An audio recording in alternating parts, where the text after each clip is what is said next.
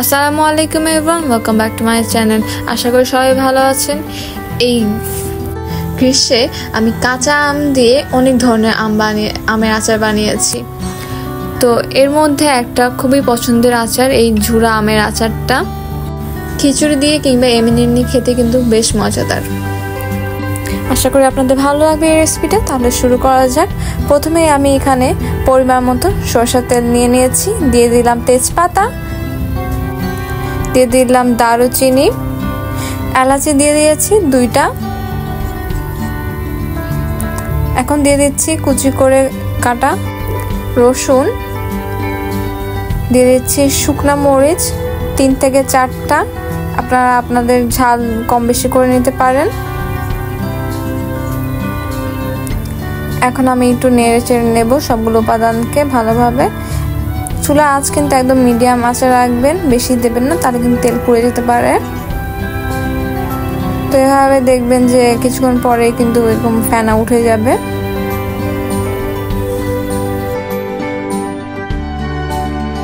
তেলে যখন বলক দেওয়া শুরু করবে এই পর্যায়ে আমি এখানে দিয়ে দিচ্ছি চিনি। আমি এখানে 1.5 কাপ পরিমাণ চিনি দিয়েছি। আপনারা যদি বেশি মিষ্টি পছন্দ করেন তাহলে আর একটু বাড়িয়ে দিতে পারেন। আমি একটু টকটক বানাতে চাচ্ছিলাম আচারটা, তাই বলে বেশি চিনি দেই নেই। আবার এভাবে নাড়াচাড়া করতে থাকবো। চিনিটা গলে আসলে এখানে দিয়ে দিচ্ছি আচারের মশলা। আচারের মশলার রেসিপি কিন্তু আমার চ্যানেলে দেওয়া আছে। দিয়ে দিচ্ছি 1 চামচ পরিমাণ হলুদের গুঁড়া, মরিচের গুঁড়া 1 চামচ পরিমাণ। এখন এখানে দিয়ে দেব গ্রেট করা আম।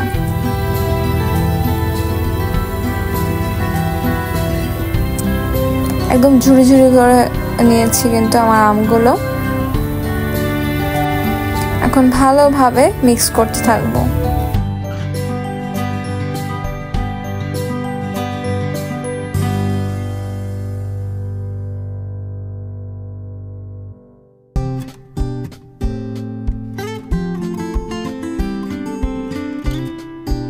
বেশি কিন্তু উপাদান এখানে একদমই লাগেনি।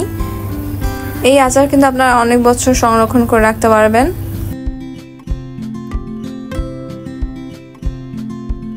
এভাবেই ভালোভাবে নাড়াচাড়া করতে থাকবে, না হলে কিন্তু নিচে লেগে যেতে পারে। আর চুলার আঁচ একদমই মিডিয়াম আঁচে রাখবেন, না হলে আচার কিন্তু আমাদের পুড়ে যাবে।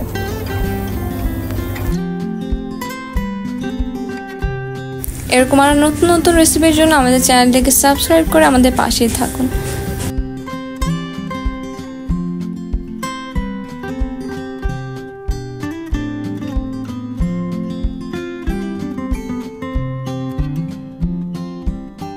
তো এভাবে নাড়াচাড়া করতে করতে যখন এরকম কালার চলে আসবে বুঝবেন যে হয়ে গিয়েছে।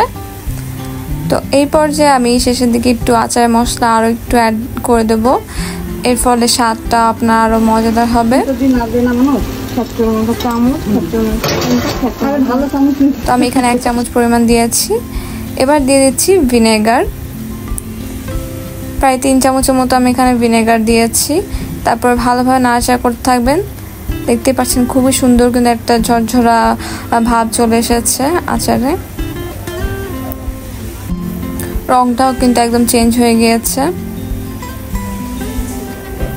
তো এই তো আমার আচার হয়ে গিয়েছে। আমি এখন এটাকে তুলে ফেলবো একটা প্লেটের মধ্যে আর রোদের মধ্যে শুকাতে দেব।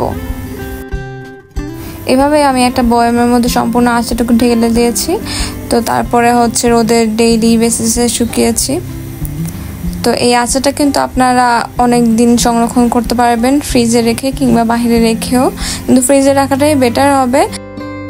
এই টেস্টের ব্যাপারে যদি বলতে হয়, বিশ্বাস করুন এটা অনেক মজাদার। খিচুড়ির সাথে কিংবা এমনি খেতে অনেক মজা লাগবে। তো আজকের মতো এখানে বিদায় নিচ্ছি। আল্লাহ হাফেজ।